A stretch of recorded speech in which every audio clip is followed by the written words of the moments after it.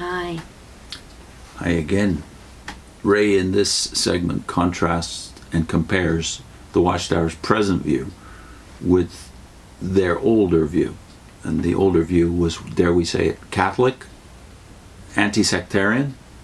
The older view embraced all who were wholly committed to the biblical teachings about Jesus, and Jesus was the center according to their original claim. But now what has happened in the 100 years that have intervened? Okay. Ray starts, the view that a strong, visible organization was desirable was thus portrayed as the product of fleshly thinking, typical of the natural man who seeks numerical growth, who admires the power that a visible organization with its own distinctive name can generate. It was thus typical also of the unspiritual man who cannot understand how a company of people with no organization, which they can see, is ever going to accomplish anything. The only organization they belonged to, these Bible students again affirmed, was a spiritual one, invisible to the world. There was nothing to go and see to impress people with any organizational bigness and efficiency and strength and ownership of property and buildings. In place of organizational unity, unity of spirit was the proclaimed goal. They were encouraging people to free themselves from denominational religions with their visible organizations. So how, they asked, could they call on others to do this if they did not do it themselves? It was therefore misleading for the Watchtower magazine of March 1, 1979, under the heading Modern Day Theocratic Organization, to quote from a February 1884 issue of the Watchtower as though the quotation supported the existing view of organization prevailing among Jehovah's Witnesses. Notice how the material, that's on page 16 of that March 1st, 1979 Watchtower, notice how the material prefaces its quotation so as to allow for this idea, that is the modern idea. This is straight from the Watchtower. Quote, the aforesaid congregation earnestly sought to prove worthy of being Jehovah's visible organization and his instrument. So it kept free from any alliance with the sectarian organizations of Christendom, as well as from the political organizations of this world. Voicing itself in this regard, that Christian congregation said in the issue of February 1884 of its official magazine Watchtower, quote, new readers in all parts of the country are constantly inquiring, by what names do you call yourselves? Are you Primitive Baptists? Are you Missionary Baptists? Are you Universalists? Are you Adventists? Are you Primitive Methodists? Etc., etc. We have several times tried to make clear our position, and now endeavor in a few words again to do so. We belong to no earthly organization. Hence, if you should name the entire list of sects, we should answer no to each and to all. We adhere only to that heavenly organization whose names are written in heaven. And they cite Hebrews 12:23 and Luke 10:20. All the saints now living, or that have lived during this age, belonged to our church organization. Such are all one church, and there is no other recognized by the Lord. Hence, any earthly organization which is in the least interferes with this union of saints is contrary to the teachings of Scripture and opposed to the Lord's will, that they may be one. John 17, verse 11. So now back to Ray.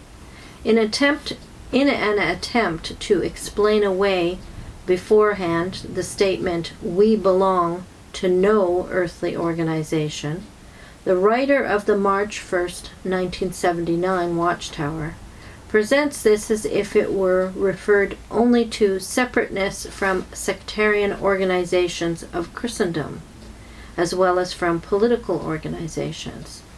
They were separate from these, though the thought of political organizations does not even come into the discussion. Its insertion by the later Watchtower writer is simply the drawing of a red herring over the trail, diverting attention from the actual significance of the statements. In the blunt statement, we belong to no earthly organization, the no plainly means none. not just none of the sectarian ones, but none that they themselves had set up.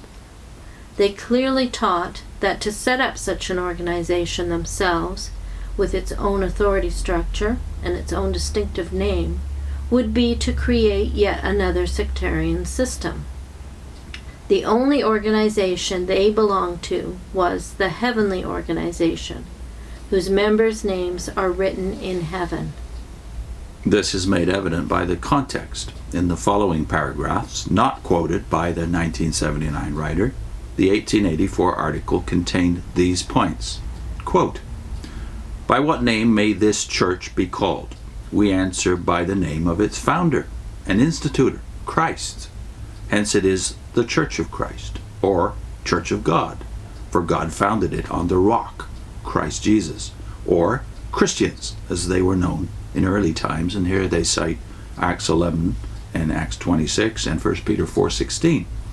But because Paul and other disciples were not followers of Calvin's teachings, therefore they were not called Calvinists. Because they were not followers of Luther's teachings and example, therefore they were not called Lutherans. But because they followed the one example and teachings of Christ only, therefore they gladly acknowledged it when they were called Christians. What think you? Do we not occupy the only ground for union? Or suppose that all man-made creeds and forms and prayer books and liturgies and names were laid aside, or that all Christians met in the one name of Christ, and in earnest simplicity studied his words under the direction of God's Spirit, and the explanations furnished in the apostles' writings? Would there long be serious differences even of opinion in the church?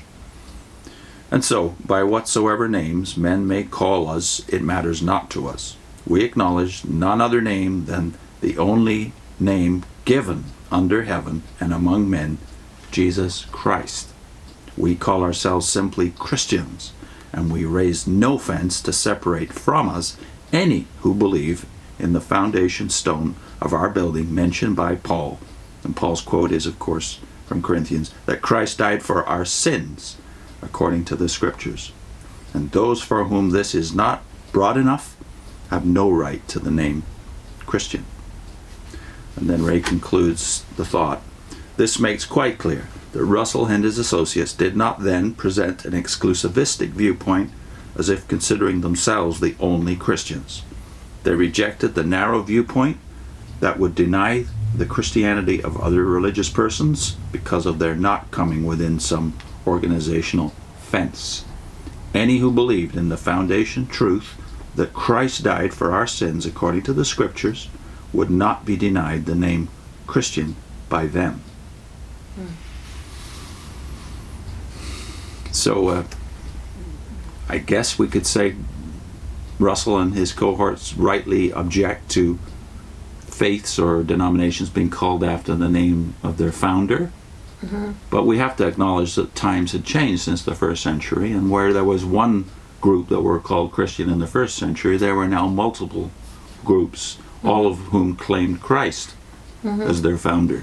So were the Lutherans or the Calvinists claiming that Calvin was their foundation stone, or Luther was their foundation? Or the one that died for them, or no, they wouldn't. So even among the Russell's early believers, they eventually became known as Russellites. They were associated with the leader. The teachings of one man. Right, with Russell. Well, it is true that they didn't call themselves Russellites. They called themselves International Bible Students or Watchtower Bible and Tract Society. Yeah. But they had a brand. So just because a person has been given a label like that does not mean that they are devoted to that person necessarily.